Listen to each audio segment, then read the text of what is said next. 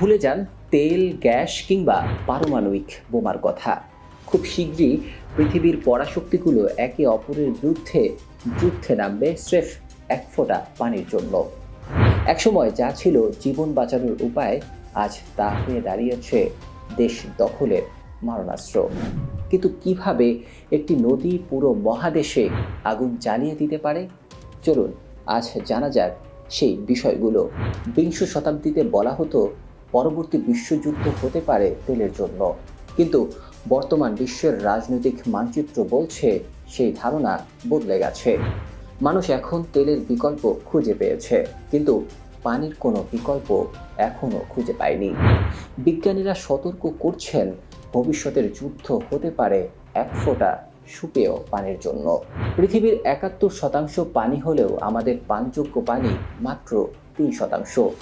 আর এই সামান্য পানি যখন রাজনৈতিক হাতিয়ার হয়ে দাঁড়ায়, তখনই জন্ম নেয় এক নতুন শব্দ, ব্লু ডিপ্লোম্যাসি বা নীল কূটনীতি। গবেষণা বলছে জলবায়ু পরিবর্তন এবং ক্রমবর্ধমান জনসংখ্যার চাপে বিশ্বের সুপেয় পানিগুলোর উৎস দ্রুত শুকিয়ে যাচ্ছে। ২০৫০ সালের মধ্যে পৃথিবীর অর্ধেক মানুষ চরম পানির সংকটে পড়বে। কিন্তু সমস্যা শুধু প্রকৃতিতে নয়, সমস্যা এখন সীমানায়। বিশ্বের প্রায় ২৬০টি নদী একাধিক দেশের উপর দিয়ে প্রবাহিত হয়। যখন একটি দেশ নদীর উজানে বাঁধ দিয়ে পানি আটকে দেয়, তখন ভাটির দেশগুলো পড়ে যায় অস্তিত্বের সংকটে।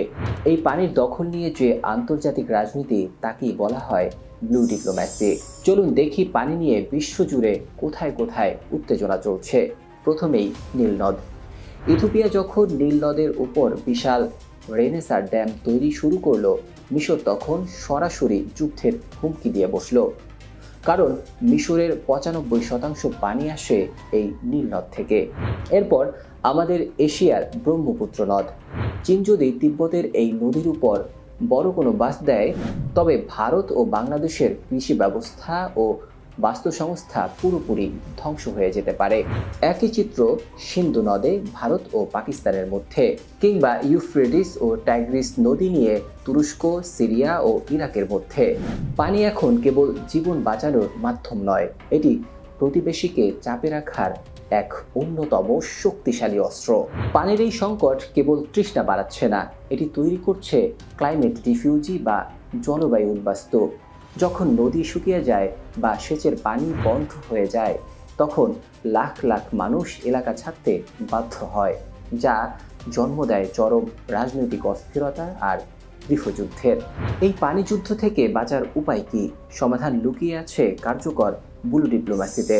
নদীকে রাজনৈতিক সীমানায় ভাগ না করে একে সম্মিলিত সম্পদ হিসেবে দেখতে হবে। ইসরায়েলের মতো সমুদ্রের পানিকে সুপেয় করার প্রযুক্তি বা ডিস্যালিনেশন ছড়িয়ে দিতে হবে বিশ্বজুড়ে। পানির অপচয় রোধে কৃষি ও শিল্পে আধুনিক প্রযুক্তি ব্যবহার করতে হবে।